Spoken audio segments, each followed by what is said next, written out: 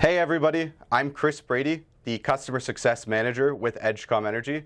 Today we're going to be talking about the Demand Response Program updates, as well as going into a deep dive on the baselines, how it's calculated, impacts your operations, as well as how you can skirt around some of these calculations to make the most of your potential revenues.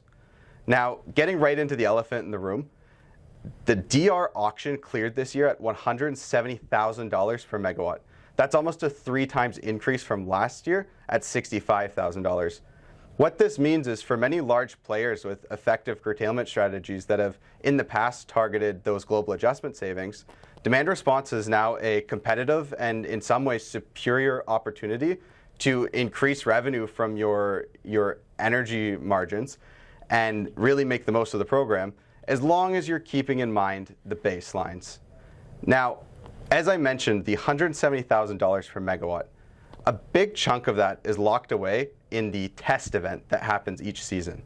The test event is a 4-hour window between 1 p.m. and 10 p.m. in the summer and 4 p.m. and 10 p.m. in the winter.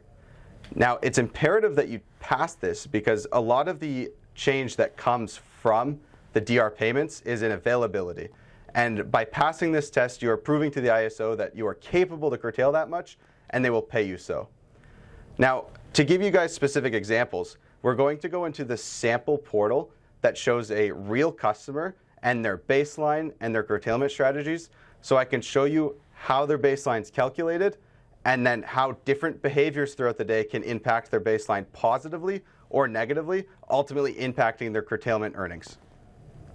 So getting right into it at the bottom here, you can see your baseline is calculated by the highest 15 average days of the past 20, and that is business days, so excluding weekends and holidays. That average is then graphed out hour by hour, as you can see here on the chart, by this green line.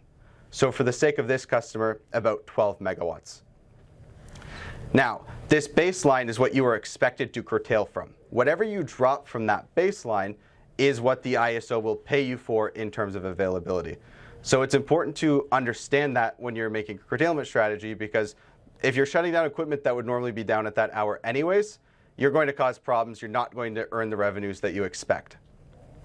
Now, with that being said though, that is not the only impact on the baseline. The IESO also does what's called an in-day adjustment factor. And for a 3-hour window, 4 hours before any given event, your performance during that time will impact your baseline for better or for worse. So as you can see here, currently the customer is pretty well perfectly following their baseline. However, if 3 hours before the event you shut off too early, look what happens on the orange line here to your baseline. So by shutting down too early, you've removed almost 4 megawatts from your baseline because of the in-day adjustment factor, which is the equivalent of $600,000 being swept away. So it's important that in that first 3 hours, 4 hours before the event, you do not shut down too early. And if anything, you actually want to consume more. Because as you can see, as the inverse, if you increase your consumption, your baseline actually goes up well over 16 megawatts, which means any actual curtailment you do will have extra value to it. Now, another mistake we've seen customers make in the past is making sure that you are shut down for the full 4 hours.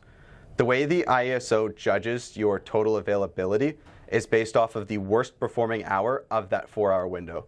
So we have seen events in the past where a customer is late to stop their load or start their curtailment strategy, and what happens is they end up getting dinged and penalized for that.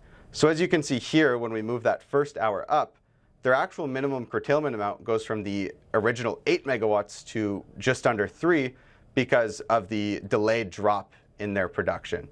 And so by ensuring you're down for the full 4 hours, you're actually making sure you're dropping and dividing the most from the baseline and then maximizing your earnings.